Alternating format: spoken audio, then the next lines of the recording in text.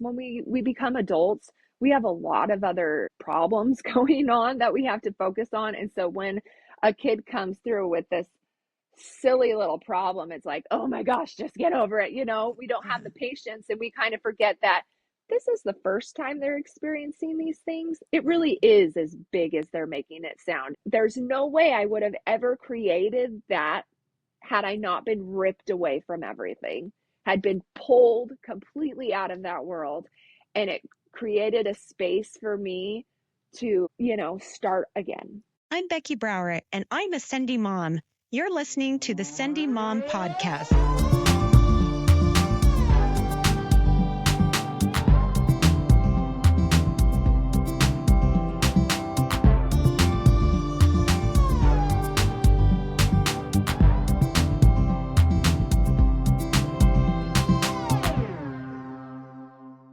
All right. Welcome to the Sendy Mom podcast. This is going to be a really fun episode because I am here with my little sister. And so I'm just a teensy bit worried about what's going to come up, but I am so excited. I don't ever hide anything anyway. I'm pretty genuine. And so it'll just be a really fun conversation. And Emily's like super entertaining. And I am going to start with this awesome bio that she sent to me. And I may add a little bit to it. So. All right. Emily is the 10th of 12 children. I'm the second. And yeah, she is pretty much my indisputable favorite sister, in her words. She is the mother of 4 children and is currently serving as the primary chorister in church. She is a fitness professional, choreographer, and vocal coach in her community. And she started a new business that's called In Motion Studios. And maybe just tell us, where can you find In Motion Studios? My website is inmotion-studios.com. Perfect. I just love that dash. That dash. Don't forget the dash, because the dash Don't means go forget fast, the dash. right? Yeah, it means go fast. It means to go fast. Okay. She works as a clinician for high school and university theater departments throughout Texas. It's her mission to build resilient humans through musical theater and fitness. And I would say through mothering too. And she does this through her exercise programs and workshops. Emily is super Sendy because she practices what she preaches to her students, to take risks and lean into things that are hard, new, and uncomfortable. And Emily was one of the first people that I thought of when I thought of Sendy Mom. I wanted for sure to interview her. And honestly, all of my sisters will be on this podcast at some point because they're all Sendy and they all do like amazing things. And I am so proud of my sisters-in-law, and my brothers too. So there's six boys, 6 girls in our family. We've got 12 of us. And so I'll just tell you, when Emily was born, I was 12 years old, right? You're 12 years younger than me, right? I'm pretty sure I was 12. And so I was just getting into that point in my life where I loved babysitting and I loved babies. So Emily was my baby. And I had also just learned how to sew. And I found my mom's like scraps and I made all these little pillows, and they were these silky pillows. I made like a ton of them. I probably made like 20 pillows, and you couldn't even see Emily in her little bed because I kept putting all these little pillows into her bed. My mom had to like take them out so she wouldn't like die, and like roll over and I have never heard this story, Becky. I've never heard that story. That's so funny. Okay, obviously I've known Emily my entire life, and we do get into lots of really good, deep conversations. And I love that she and I grew up in the same environment, although different families, because there's a pretty good age gap. I felt like there were kind of 3 families that we grew up with, the older ones, the middle ones, and then you're kind of part of that end group, and so it was a little bit different the way that you grew up, but same parents and everything. And I feel like we're very similar in a lot of ways. So I'm going to turn most of it over to you, but I'm going to first ask you why you would want to be on this podcast. Why do I want to be on this podcast? Well, you're my sister and I love the crap out of you. And I think you're being super brave in doing a podcast. I think it'd be really scary to just let's hope it comes out really well and people find value in it. So I'm really proud of you and I love you and I want to support you. B, I think what you're talking about and what you're doing is really, really important. I think because we're sisters and we grew up with the same parents, we have a lot of similar values, and I can back up this 100%. It aligns so well with everything that I'm trying to do. And so I love talking about resiliency. I love talking about grit and doing hard things and being confident. Like, that is everything that I know. That's everything that I've been through, lived, loved. And so, yeah, I'm like so excited to be here and talk about it. Yeah. Yeah. And you are super Sendy. I mean, you've done a lot of different things, and you've had some setbacks in your life too that have really taught you to just keep moving forward. And a lot of what this podcast is about is teaching people how to overcome the obstacles that you have and to move forward with your life. So that's awesome. Okay. So tell me a little bit about your background, about your family. I mean, that's usually where we go to. I mean, so go for it. Yeah, I think my experience on the latter end of the family was a little bit different because mom was so distracted by everybody else that I got away with a lot of stuff. That's really funny you'd And say she that, because did. I felt the opposite. I mean, I felt the same, but the opposite way. Like, she was so busy with the babies that I totally got away with a ton of stuff. I think we all got away with stuff just Yeah. because there were so many of us. Like, Right. but I loved it. Mom let me just go outside and play all the time. I was on top of the roof with a hammer and nails, making a lean-to, and she even let us keep it up for like a week. I was climbing in the tree with 2x4s trying to make tree houses, and she didn't know about this, but I took my little sister and we swam across the Snake River. Like, it's I so think I did hear crazy. this story. Yeah, tell this Yeah, story. it's Tell it. so crazy. So I can't and it's so weird to retell the story because I almost feel like I'm lying because it was so traumatic that it's like a dream. So we like I took my little sister Susan and we rode our bikes down to Shoshone Falls. And the Snake River is really big. There are boats that go water skiing over there just before Shoshone Falls. There's some buoys to cut off how far you can go before, you go over the falls. And we ran into some friends and they took us across to the other side and they never came to get us. And we were stuck on the other side of the river. And I don't know why they didn't come back to get us. The details are hazy, but the sun was setting and mom didn't know where we were and we had to get back. And so we started swimming. And I can't remember how old we were. I think Susan must have been like 8 or 9. And like halfway through, she's like, I can't go anymore. And I remember having to hold her and like side stroke and take her the rest of the way. And we just rode our bikes home like it was no big deal. Dang. So, I does know, mom like know we were about just this? all over the place. Oh, yeah, she found out later. I don't really remember when, but like, oh, there's just been a few I guess that was pretty Sendy or stupid. Or stupid? Sendy Well, stupid. Yeah. No. well, it teaches you what you're capable of, and yeah, maybe not the Oh my most gosh. wise decision, but at the same I don't time. even know like why, how there's so many questions that come up from this story and I'm like, I have no answers. But it totally happened. Well, and back then it's not like you had a cell phone or something to call people, and like, yeah, why the No. heck would somebody Life just was dump you so over their 12-year-old, and a 9-year I old? don't know. Like life was so different for me as a kid. And like one thing that's really interesting, and maybe this will segue into some other things, Becky, but like being the youngest, all of my other siblings were laying out the path. Every single person went to BYU. Hmm. Everybody worked at Aspen Grove and found their wife there. Or, like it's not everybody, but like they laid the path and it was pretty clear that you graduate high school, you go to BYU, you serve your mission, you get married. And I wanted that for myself. Yeah. And like mom and dad were so great at equipping us with the skills to be able to have that happen for us, even though we were all really different. But I think maybe I'm not the first one. I think there might be a couple of their siblings that didn't get into BYU.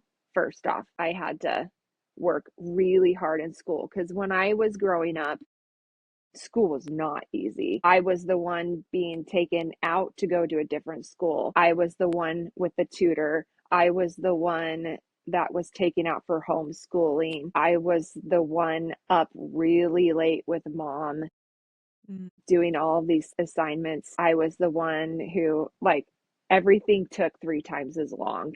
And that was like a big thing. When I was in kindergarten, mom was having problems with me, and the teacher was kind of mentioning, you might want to take Emily to the doctor and just find out how Emily's brain is working, because Emily's special. She's a little different, and she's having some difficulties in school. And mom tells me this story a lot, actually, but she says she was on a walk. She'd been praying and thinking about it, of course, about taking me in to find out, does Emily have ADHD? And back then, ADHD was so stigmatized and it was a negative thing.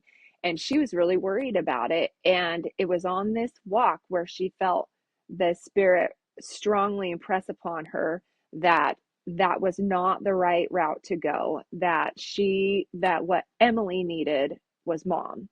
And so I feel like I was the child that got mom the most. I don't know how everybody else feels like, but I felt like mom really invested into me, and she spent a lot of time with me with school. And yeah, that's what my childhood was like. It was crazy. The hours she spent with me, and dad too, helping me with biology and all of the writing, it just, like, things don't click for me very well. I get easily distracted. I still haven't been diagnosed with ADHD, but it's pretty it's pretty obvious. apparent. In fact, I'm pretty sure But most of us in yeah, the family have a little bit of it. I learned throughout my whole life that I am completely capable of doing things. It just takes me longer. Sure. And I feel like that is the framework for everything that I coach and do now.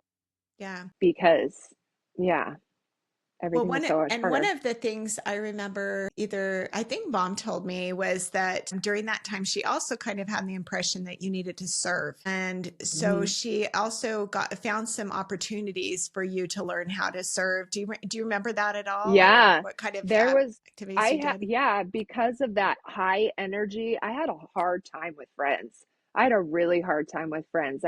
That's one of the reasons why we switched schools, so I could start over. The girls in Young Women's, first off, they were all like a foot shorter than me, all of them. And they were all on the cheer team, and they were just in their own little group. And I felt so different, and I felt so unincluded or isolated. And I would come home and cry after church. I would come home and cry after school because I just couldn't connect to anybody, and I just felt like I didn't have any friends at all. And mom felt impressed, like, that the best way to help your kids through anything was to teach them principles of the gospel. And so one of the principles she decided to teach me was the principle of service. And so I remember I came up with the idea to cookie their houses, and we made cookies for them. And I went over to all of the girls in my Young Women's group, and I dropped off cookies and left little notes. And I felt happy because it took me outside myself. And mom did that all of the time. When I was in 9th grade, I joined this dance team, and it was the same problem. And I'm not saying it was like because they're a bunch of mean girls. Like, it's me in the situation and how I saw and perceived and reacted to things. And you can, like, it's so crazy, Becky. I will look in my journal at this time in 9th grade, and I could hear my mom's voice and everything I say, because she was right there by my side, coaching me how to get through some of these things. And what she was really good at was helping me to zoom out of myself and be able to see things as they really are, and to be able to separate thoughts from facts.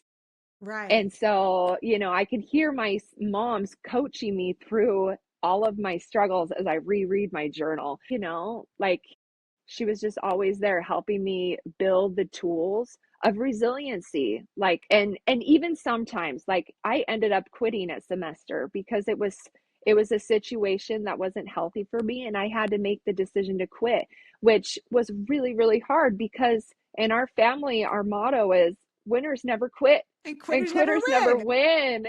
And you Right. know what? There are some times in situations where you have to quit. And that was a really hard thing that mom helped me get through as well. Yeah. Yeah.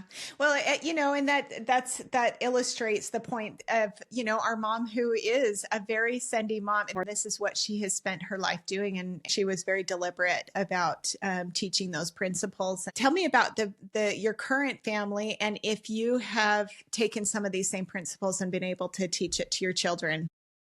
All the time. Like just recently, Hannah, she's going through some very, very similar things as me. Like, she's on the cheer team, which totally like ignites some PTSD for me when I step into like the room with the other moms and I'm just like I don't belong here. Like all these insecurities from ninth grade just kind of come up, but I'm like, I hate this so much.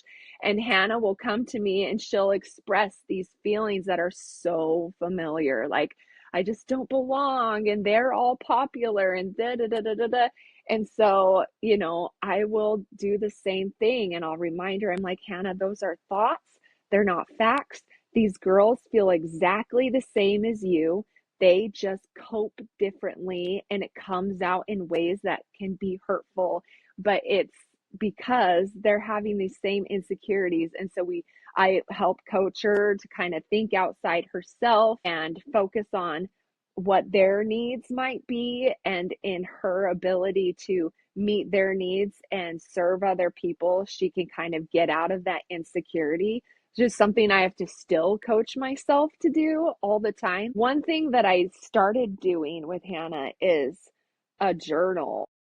It works really well for her and for me, because she'll have these problems. And the thing is, when we become adults, we have a lot of other problems going on that we have to focus on. And so when a kid comes through with this silly little problem, it's like, oh my gosh, just get over it. We don't have the patience and we kind of forget that this is the first time they're experiencing these things. It really is as big as they're making it sound. And so when she has this journal, she'll write in it and she'll express all of these feelings and she will give it to me and let me read it. And then That is in some my own serious time, trust.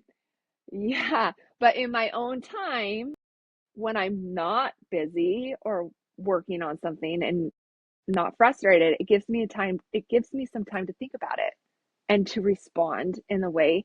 And I just love it because she's going to have this journal with words from me that she will have forever. So she writes in it, she gives it to you, and then you write kind of a Yes, we're response. writing letters to each other and she has this in her journal. I know, like it kind of makes me a little tear up a little bit. Like I'll hold that journal in my hands and I'll be like, what does Hannah need? Like, what words from her mom is she going to have for the rest of her life? And so I'll say things like, Hannah, you're a daughter of God. You have these specific talents. You are this and this and this.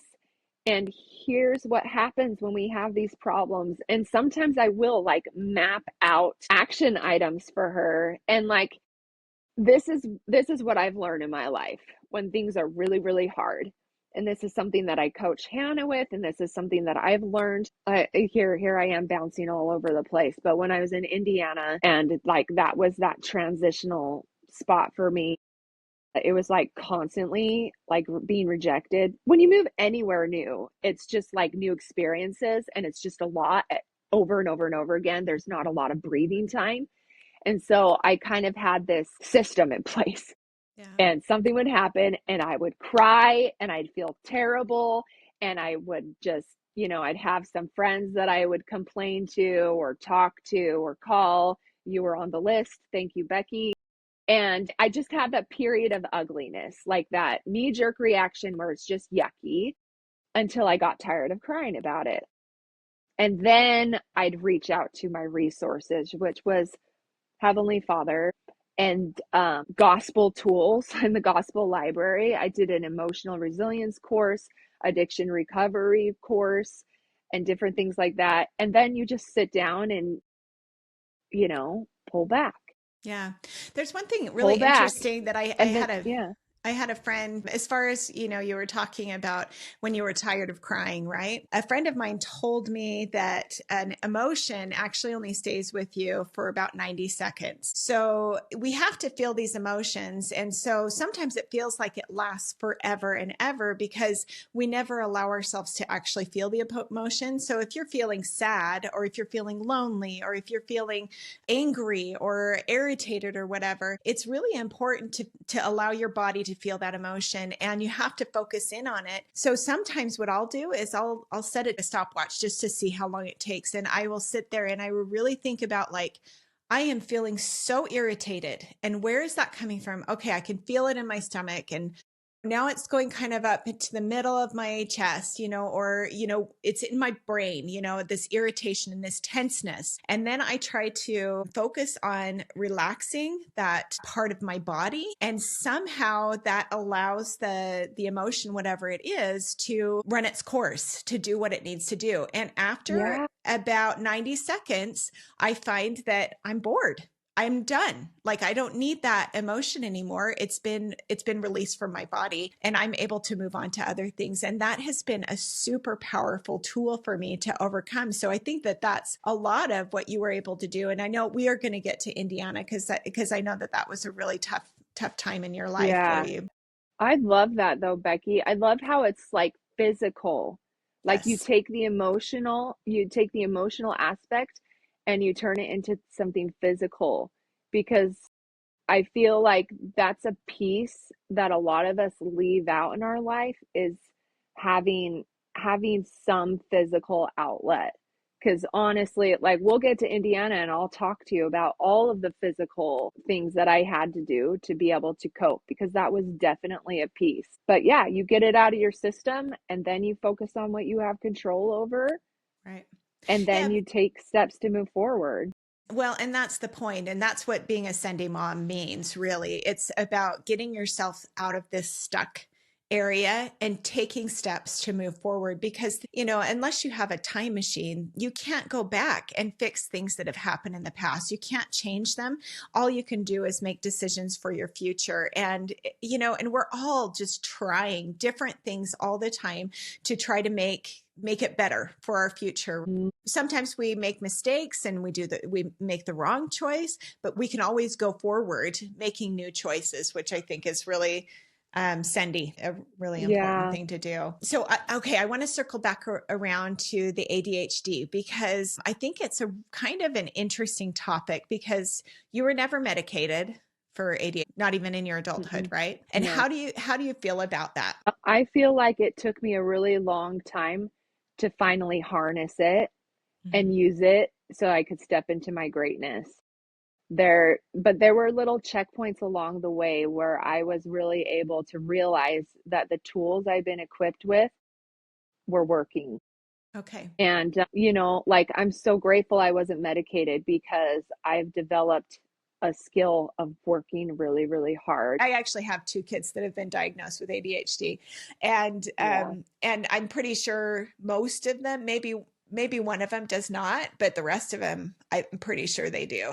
But there's differing levels and things like that. Your kids can function in society; they're fine. Yeah, and I know there's different levels, and for some people, they really need to be medicated to function and to feel okay, and I would never judge anybody for choices they make about I those don't things either.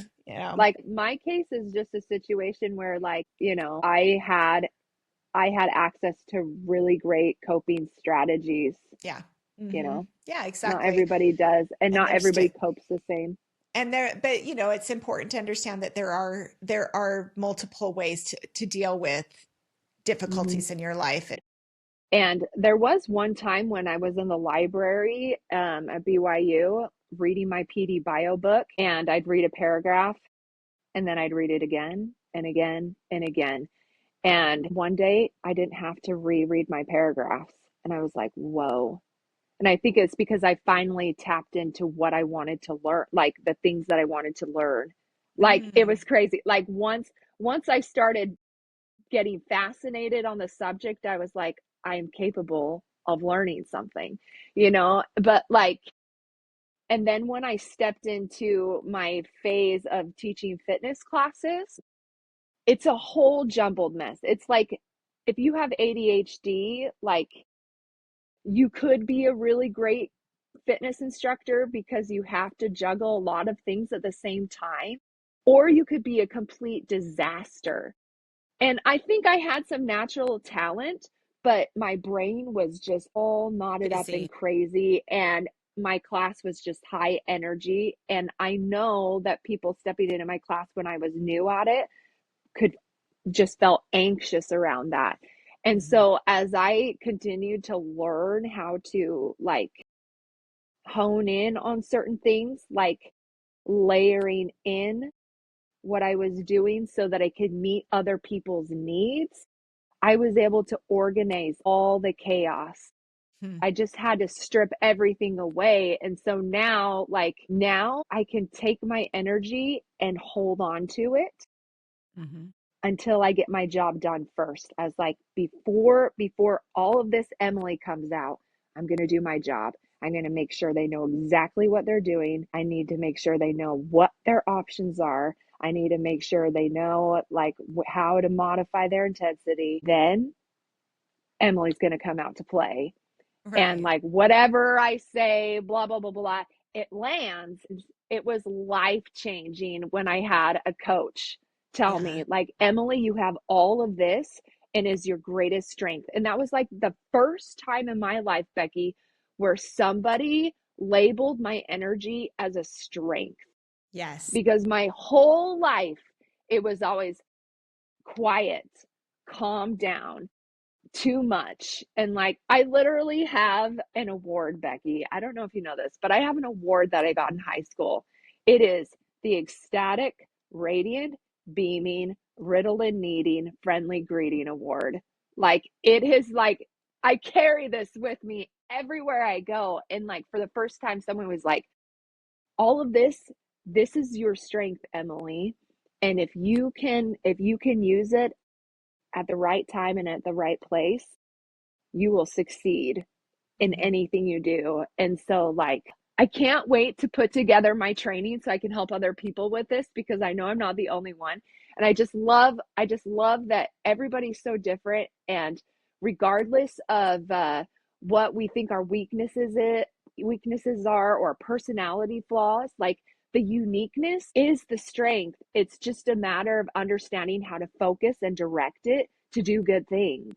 Absolutely. So, yeah. We all, if we're trying to put everybody into a box, how boring would this world be? So I've always appreciated your energy, and, and yes, I can see how it would be a little overwhelming for some people, but I still overwhelm people, but like, I can't beat myself up about not pleasing everybody. Right. I'm doing the best that I can, but like, I'm still Emily. And there's so many people that need Emily to show up as she's supposed to be. Yeah.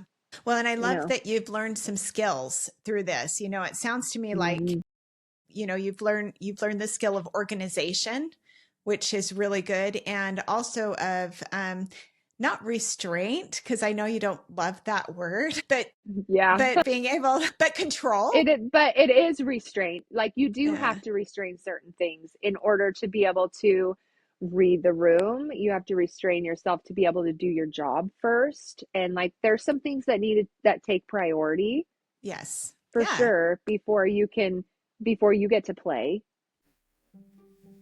We're about halfway through the podcast. I want to remind you that this podcast is also on our YouTube channel at Sendy Mom. You can find our website at sendymom.com and on Instagram at sendy.mom. Please subscribe, review, and share this episode with people you think might need this message. I may or may not have an episode for you next week. This is one of my fondest projects I have ever done. I love talking to women about their courageous stories. But next week is Christmas, and I want to make sure that I take care of my family at this time. So you may have to wait an extra week for the next episode of Sendy Mom, but I promise you it's going to be very inspiring as always. I got to talk to my really good friend and mentor, Dr. Christy Sobey. She is a really courageous mother raising a daughter, Evelyn, who is severely disabled. Evelyn has a host of problems that prevents her from leaving home. In spite of her challenges, Christy is a positive light and has accomplished so much in her life. She mentored me through my grade 8 Royal Conservatory of Music exams in piano, and she continues to inspire me as a pianist and as a teacher. I'm going to highlight Yeonmi Park on the Sendy Spotlight this week. So Emily suggested I read her memoir. It took me less than a day. The story was gripping and tragic. And you know that this girl had to endure so many things, tragic things, with so many other people that are like her. I was really saddened. I was angry. I was disgusted. And I was really inspired by her story of courageous determination that helped her to escape and continue to tell her story despite having threats from the North Korean government. There are so many ways people demonstrate their courage, whether oppression comes from an oppressive dictator, family member, coworker, or even within your own mind. There are things you can do to make choices to be free. So please listen to the spotlight that will be available on this podcast as a bonus episode next Tuesday. And please enjoy the rest of my conversation with Emily. She is a remarkable person who has gone through some tough things in her life in order to be the strong, resilient, and energetic person that she is, who has recognized her life's work and is truly a Sendy mom.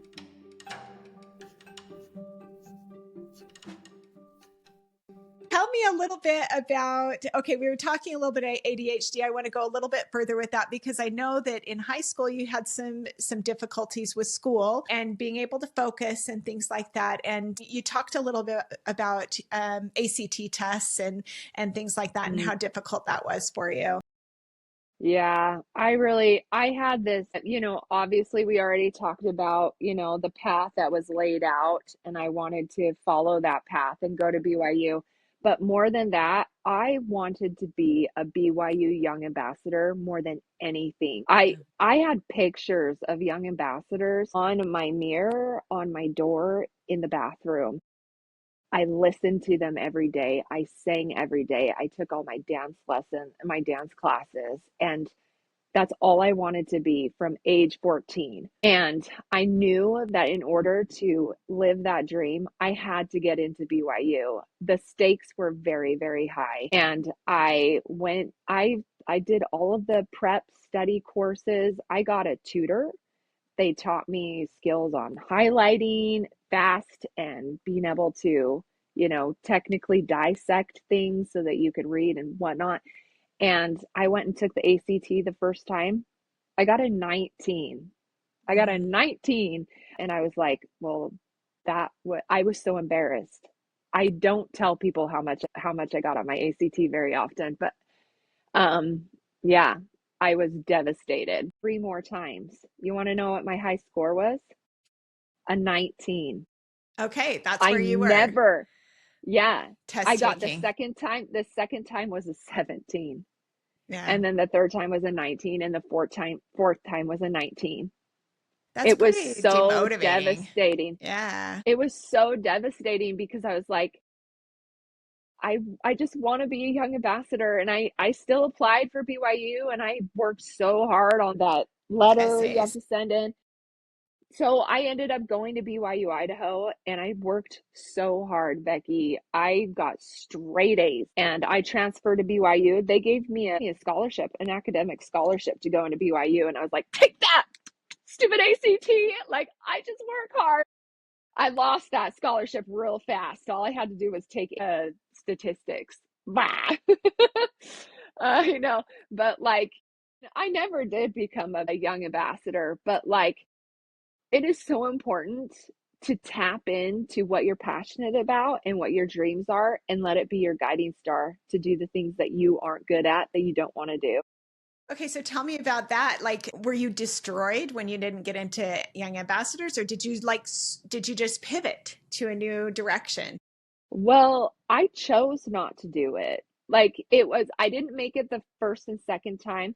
First time I didn't get called back. Second time I got called back. Third time I had a previous young ambassador. I think she was like the choreographer or whatnot. She was giving me voice lessons and she was preparing me for solo auditions. She's like, "You're going to make it this year, Emily. Let's start working on some songs that you can audition." And I was like, "Really? She believes I'm going to make it?"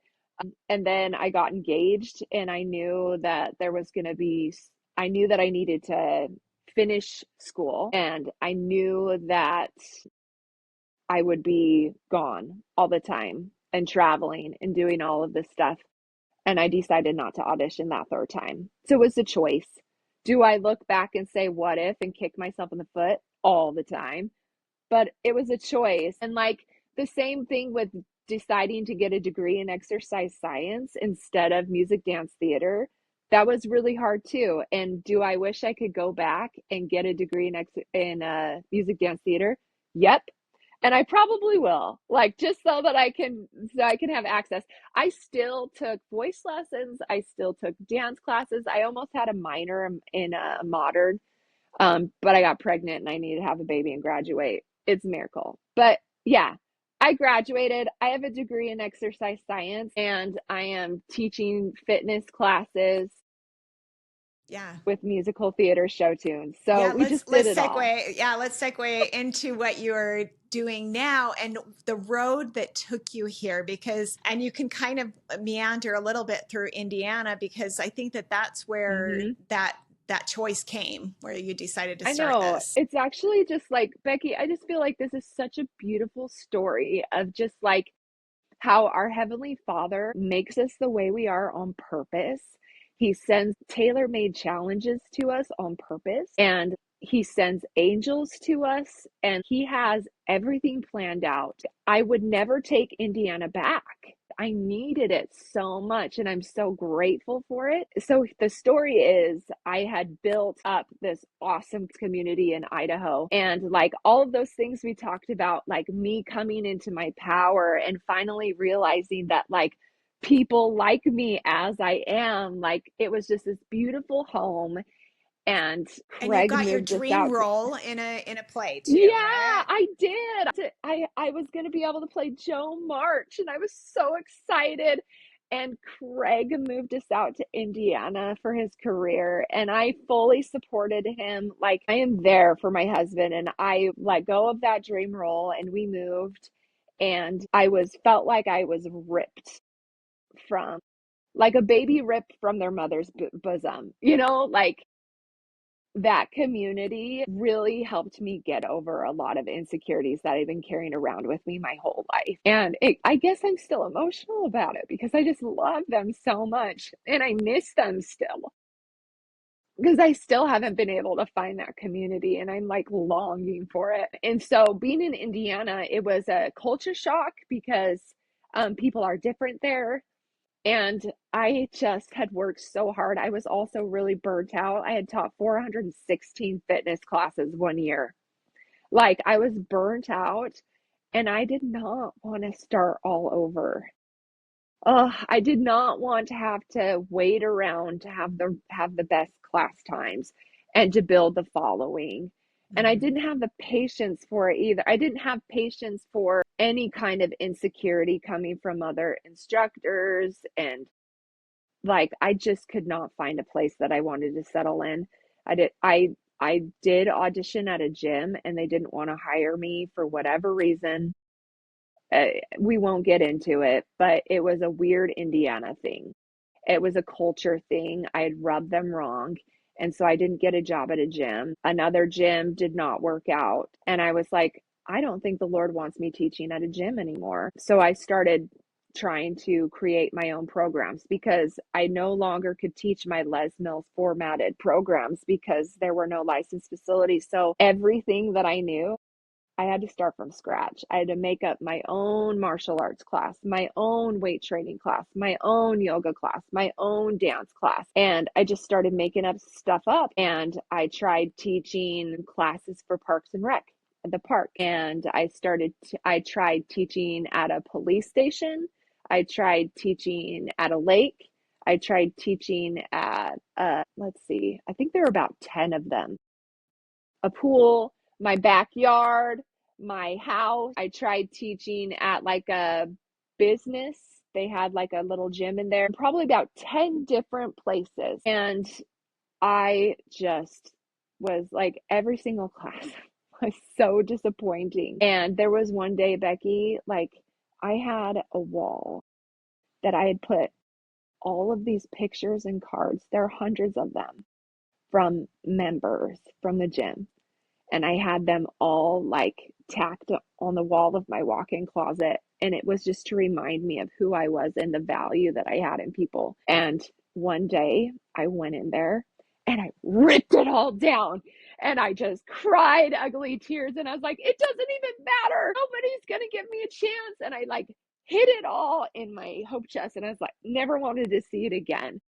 And like, I remember like when I was trying to build classes at this park, I'd put flyers on doors and like on cars at other gyms. I'd walk around the park at different hours of the day, handing out flyers, talking to people. Like, I'm so nice. But these people were like, you are too nice. Like, I made them all suspicious and I scared the crap out of them. I tried like changing my programs. I'm like, what is the most approachable class? What if I call it gentle yoga? What if I call it yoga for lazy people? Like, what do I do to get people to move with me? Yoga And for lazy people. I love that. I didn't even want to teach that. Like, I didn't Yeah. even want to do that, but I didn't want to work out alone. And I knew if I didn't work out, I would just sink into depression. Like every day in Indiana, I just cried because I was so lonely and I missed what I lost. And so I knew that I not working out wasn't an option, but I also knew I needed to have a plan B. And so every day I'd go to the park and I knew nobody wasn't going to come. So my plan B was to just work out to something that made me happy, just to just do what I wanted to do. And so I started making up a workout to Newsies and Hamilton. And I was like, you know what? I could like progressively build this dance like I would in a fitness format. And so I did that.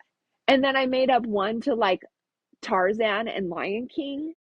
And I even threw in a cats one. And I taught my Hannah. And I was like, let's dance like cats.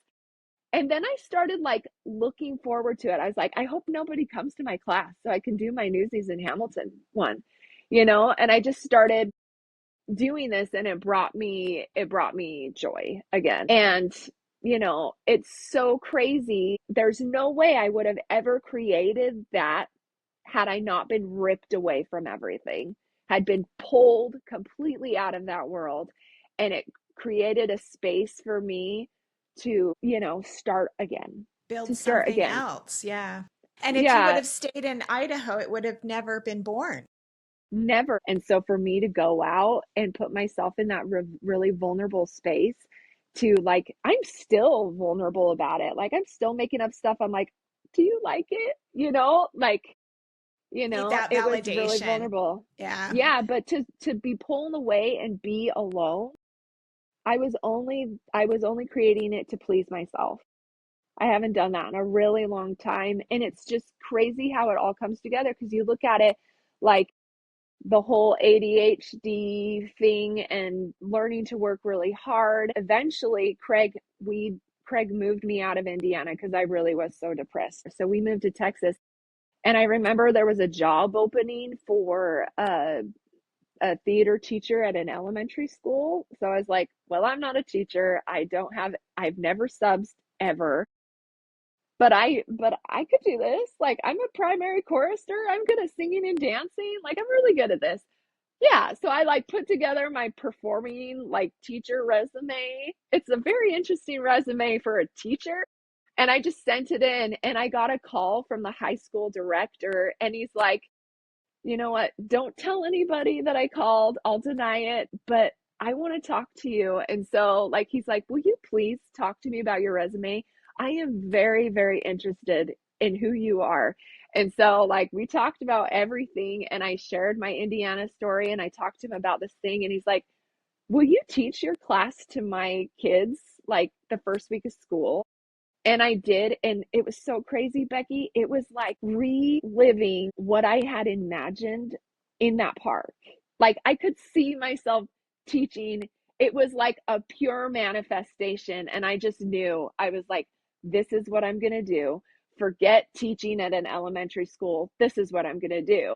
Just because a door is closed doesn't mean that it's not going to open. We just have to be patient. We have to be resilient. We have to be willing to just work through, do the reps, do the work, and just when it's time, it's time. We don't have to make everything happen. And that's something I have to repeat to myself all the time. Like you, Emily, you don't have to make things happen. Just show up in your greatness, fall in love with the work, and you'll be ready when the door opens. And Yeah. so like that's the Indiana story and the theater fitness origin story. I Mm. feel like it's really awesome, and like I'm just grateful for it because I am a way more resilient person. Like this, just being an entrepreneur is like the most resilient thing a person can do. Like it's just Very so hard Sendy. because you have to wear all the hats. You have to wear all the hats and nobody's good at everything. No. Nobody. So Yeah. you have to be you're humbled and you have to reach out to other people. You have to make choices that you're not sure how it's going to be received. You have to put a dollar sign to your success. You have to measure your success with a dollar sign Yeah. sometimes. That's really hard. And failures happen, and you have to pick Yeah. yourself up from those failures and move forward and say, okay, well, that didn't work. Okay, let's try something else and try again. And I have seen you Yeah. do that over and over again. So I appreciate you Yeah. telling me the whole story, because I knew parts of it, but I think that's the first time I've heard the whole thing through. And Yeah, well, this is the first time anybody wanted to listen to me talk for that long. whatever. But you have been able to make such a huge impact on these kids, especially that have, really resonated with you, because there are a lot of people out there who are like you, Emily, and they don't know, they feel like they don't have friends, that maybe they're too high energy, or maybe they have other physical limitations that keep them from feeling good about themselves. And maybe you can talk a little bit about how you've been able to impact these Yeah. kids. Well, I mean, like, that's my heart. And so, like, regardless of the setbacks that I have and the mistakes that I make and, how hard it is to get a business started, like, I will keep on wiggling and trying to figure it out until everything works out because like it's so important. What you are doing, what I am doing, it's so important, especially for young kids because they live in a world we didn't live in. They have access to the world just by pulling up their phone and getting on Instagram and Facebook. It's so dangerous and it's so unhealthy. And like I know I would have fallen apart. Like, lucky for me, I had a mom instead of a phone. But like, it's just so important for these kids to be able to have really healthy learning atmospheres where they're given a challenge and they're pushed to do something that makes them feel uncomfortable. And what I'm doing is something that's up their alley. It's something that they're interested in, and I have unique skills and abilities to pull things out of people that they didn't know they could because of the work that I put into how I put it together and the work I put into how I present it, how I coach it, and how I motivate kids to be able to Yeah. keep trying. And to have educators out there that have the skills and practice those skills and have their heart in the right place to meet kids where they're at, like that is what changes a kid's life. When they feel like they can connect to you, when they feel like you care about them being successful and giving them what they need to be successful, and when you give them the patience for them to work through it, and the love and the lack of any judgment. Right. Like, you don't look at them and go, well, you can't do this. That is Right. not allowed.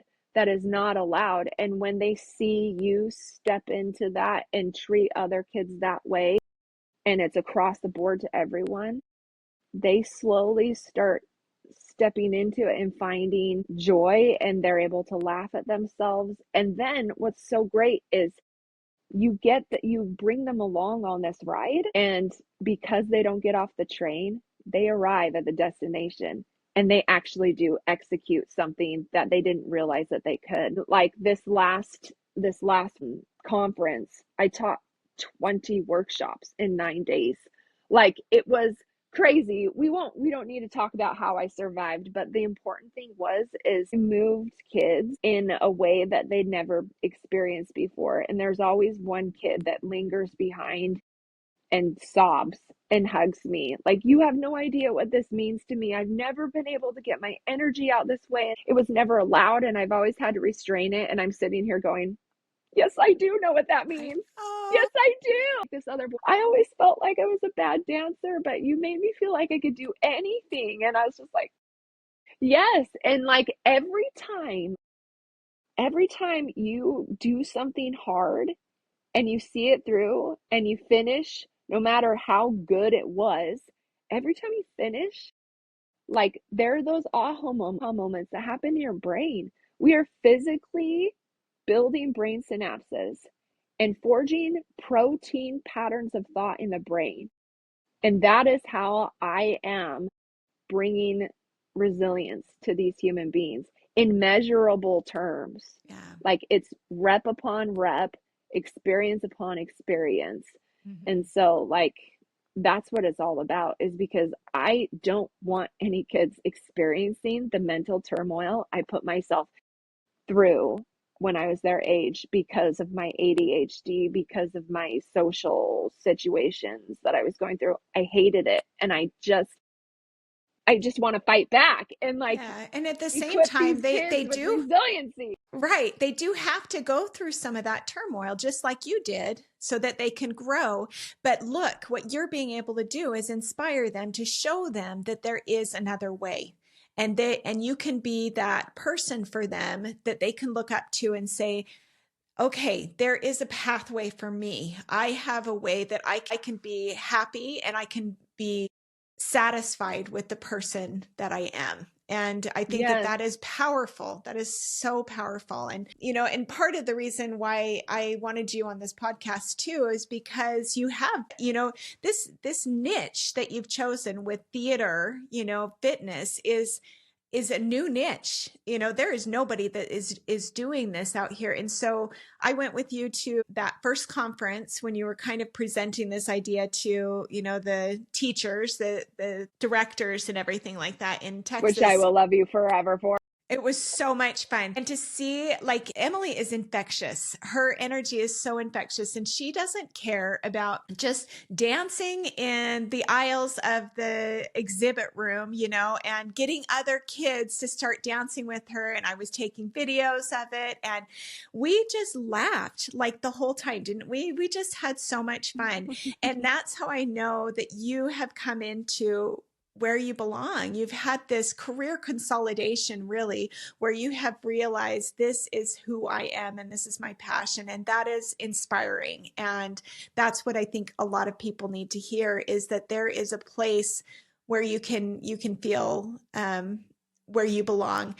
It doesn't mean that that's the only thing that you can do, right? And there's so many other things that I'm so glad that we've been able to talk through a lot of the things that you do as a parent, doing your calling in church, or, just growing up in a family and learning different tools and things like that to be able to learn how to succeed a little bit better. So I think that, is something that is seriously working in your life right now, is the theater fitness, and you're growing a lot too, as a business, as well as a person and everything. And to keep going in spite of, I know this year has been like crazy for you, up and down.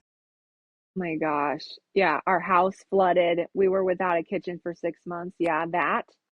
Well, there's that. So there's some resilience right there, just I living know, without we a could talk kitchen. forever. I know. Oh my goodness. Okay, so tell me, where do you see theater fitness going in the future? What are your goals for it? I want theater fitness to be available to everyone in the world. I really do. There's a few steps that need to take place before that happens. But I do. I'm very passionate about empowering other people to be able to coach and teach and take their unique strengths and bring it across to be able to change other people's lives, because there are tools that change my life, and those tools can change other people's lives so that they can, you know, be their best selves. So the goal is to be ready in a year to start certifying other individuals to teach. So I don't have to teach 20 workshops in 9 days. Somebody else can do it. But I do. I want to have that in place. I want to be able to have at least 20 workouts available online and have all of that like scripted And for other instructors to learn from. you I already have have some 15. on Yeah, I online, have 15 now. and Yeah, I'm you've got a working on subscription program, right? I do. Yeah, I have some stuff on for I just posted my Elf the musical and White Christmas musical on YouTube. YouTube let me post that one. I just posted that one on YouTube. And then all of them are on my website for It's people to amazing. subscribe. And I got 3 more subscribers from Wow. from those students. I'm much more fun in person. We'll say that. But You're always yeah, fun. if I can have, I want it, but like, I know that like, if I can get other people to be able to bring that with their own special sauce, they'll be successful in their own realm, Yeah. So I want to be able to provide that so that other people can take it places. It'd be really cool for theater fitness to be something that professionals use to be able to prepare for, an upcoming cruise job that they're going to take, or like they're preparing to, go to Broadway and have all these shows. Like I would love that to be a part of their fitness routine. That would be really cool too. Ideal. Yeah. No, I love that. Well, there you go. If anybody's interested in learning more about it, definitely look. Yeah, Are we ready for rapid fire questions? sure. You can ask me Okay. anything you want, Becky. All right, let's do this. Okay. So what has brought you joy in the last 24 hours besides talking to me? Seriously, you always bring me joy. Okay, my answer to this is chamomile. Ah, love chamomile. Little Like bit of tea. something Seriously. something that I have to do during December is like plan out a time where I don't do anything except sit in front of the Christmas tree, listen to Christmas crooners, and drink chamomile. Love it. And I do it after everyone goes to bed. Craig goes to bed, the kids go to bed, and I make my chamomile and I sit there and I listen to Ella Fitzgerald and Dean Martin and Frank Sinatra, and I just drink my chamomile and it makes me so happy. It's amazing. Sometimes we do I need know to you sit should do still. it. I'm actually going to that because I love chamomile tea too. And so I'm going to do that tonight. Sounds good. All right. What was the last TV show or documentary that you watched that you really liked? Okay, it's probably controversial, but whatever. I watched What is a Woman Okay. from Matt Walsh. All right. What was the last really good book that you read? I actually finally read the Habits of Highly Effective People by Stephen R. Covey. But there was another book that Susan recommended that I read, and it was actually really eye-opening. It's called In Order to Live by Yeonmi Park. And it's a book about a girl who escaped North Korea. And it was just extremely eye-opening. It was pretty incredible. And that would be a great book for like resiliency, like what she had to do to survive, and like her transition from that kind of ideology and life that she had ever known to a completely different culture and everything, and how she was able to learn, like, even though the world said that, she wasn't smart or I kind of related to her feeling like she wasn't capable of learning or not smart enough. She defied all of that. And it was very, very inspiring. Okay, very cool. All right, name your favorite vacation spot or somewhere you'd like to go on a vacation. Yes, I want to go to New York because I've never gone to New York and I want to see You've a never Broadway been? musical. I've never been. Oh my gosh, we need to plan a sister's trip to New York. I know. It's kind of embarrassing when I go to all these workshops and I see all these people coming in from New York and they'll be talking about so and so and da-da-da-da. I'm like, I'm from Idaho and I've never been there. But yeah, that's going to happen. I'll probably go there because Broadway's going to hire me to train Sutton Foster and Hugh Jackman, probably. It's going to happen. Manifest it. Yeah. What's one thing you try to do every day? I try to put the Lord before my phone every day. Yeah. Yep. I say that to me first thing I get up in the morning. I'm like, put the Lord first. And so every day I wake up Hiram and I take him to seminary and I come home, I read my scriptures, I pray, and then I pick him up and take him to swim team and I sit in the lobby and then I plan my day and I ask the Lord if it's a good idea. And then usually by then I've contacted a few people and I can take him to school. That's my favorite part of the day because I put the Lord first and everything aligns. Yeah. Usually. Perfect. Yeah, that's true. What is something, Sendy, that you would recommend that I try? I have a few suggestions. Wow. Okay. I'm sitting still. Haha. That's what Kim Jonas said too. I'm trying. I really am. I'm like, you are. You're going to do it tonight. You're gonna get I am. Chamomile, and you're gonna do that tonight. Okay. Theater fitness. Haha. I know. Go on Emily's tried me. Oh my goodness. I'm getting better. They always look so silly.